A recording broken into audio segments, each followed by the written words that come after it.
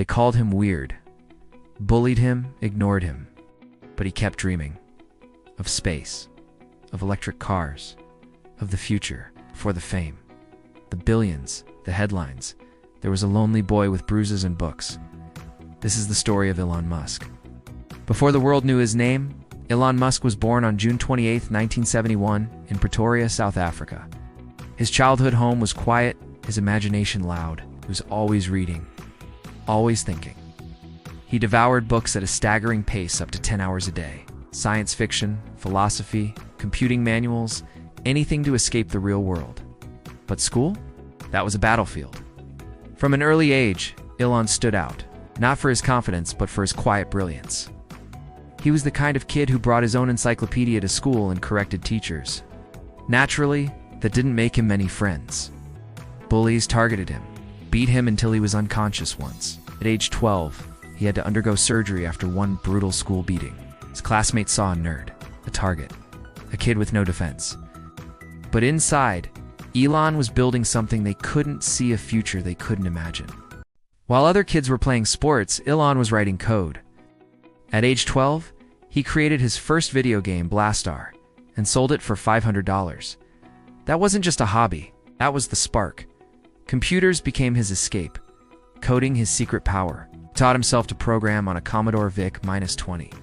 Where others saw games, Elon saw opportunities, simulations, systems. The foundations of something far bigger than even he could yet define. His relationship with his father, Elon Musk, was complicated. Elon has described him as evil. Others call Elon brilliant, but deeply flawed. After his parents' divorce, Elon lived with his father, a decision he later regretted. The environment was toxic, shaped him, hardened him, made him determined to one day leave. But even amidst emotional chaos, Elon didn't give up on his books or his dreams. He saw South Africa as too small for what he wanted to do. Elon knew his destiny wasn't local, it was global, interplanetary, in America. To him, America was the land of possibility, of invention, of heroes like Nikola Tesla, Steve Jobs, and Thomas Edison. At 17, Elon made a bold move. He left South Africa to avoid military service and start a new life. First Canada, then, eventually, the United States. He had no money, no connections, just his brain, his dream, his belief that he could do something big.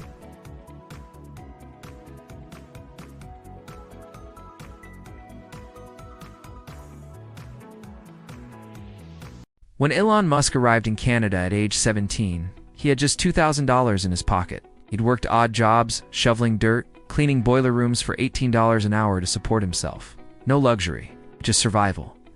But that didn't bother him, because he was closer to the dream. He enrolled at Queen's University, then transferred to the University of Pennsylvania. There, he studied physics and economics double major. Double workload, zero complaints. Elon was laying the foundation, quietly, methodically, but the future wouldn't wait. In 1995, Elon was accepted into a PhD program at Stanford. He lasted 2 days. Why? Because the internet was exploding and he wasn't going to watch from the sidelines. Elon dropped out and started a company with his brother Kimball. Zip2. It was crude, underfunded, built on pure hustle. They couldn't afford an apartment, so they slept at the office, showered at the YMCA, and coded all night. Elon even got kicked out of meetings for being too intense, but Zip2 took off. By 1999, it sold for $307 million. Elon made $22 million. He was 27, but Elon wasn't done. He used $10 million to launch XCOM, an online banking startup. The idea, reinvent money. People said it was crazy. Banks said it was dangerous. But Musk knew digital finance was inevitable. A year later, XCOM merged with another startup, Confinity, which had a product called PayPal. Elon became CEO then, was forced out while on vacation.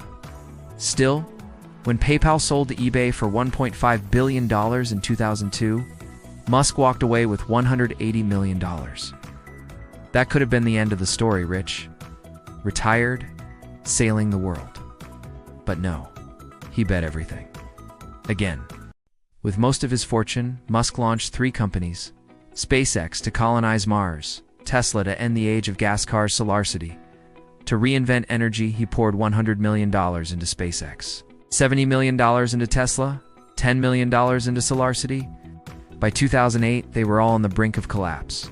He was out of money, sleeping on friends' couches. His critics were ready to bury him then. SpaceX launched Falcon 1 into orbit. Tesla delivered the Roadster. NASA awarded SpaceX a $1.6 billion contract. In a single year, he pulled all three companies back from the dead. Seen becoming a cultural icon by the 2010s, Elon Musk wasn't just a CEO, he was a symbol, fusion of Tony Stark and Nikola Tesla, a billionaire who risked bankruptcy to push humanity forward. He took on big oil, car giants, space agencies, and Wall Streets all at once. And he won. Tesla became the most valuable car company. SpaceX made reusable rockets routine.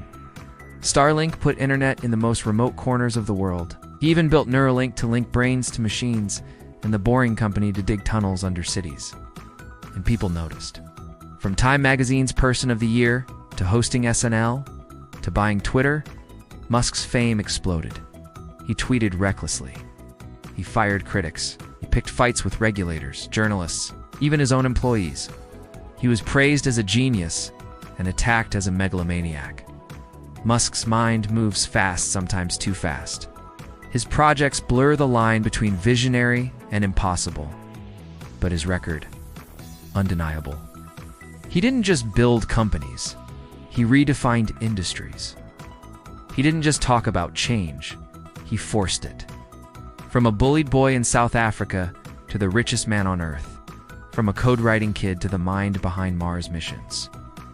Elon Musk didn't follow the path, he paved it. Love him or hate him, can't ignore him, because Elon Musk doesn't just dream of the future, he's building it.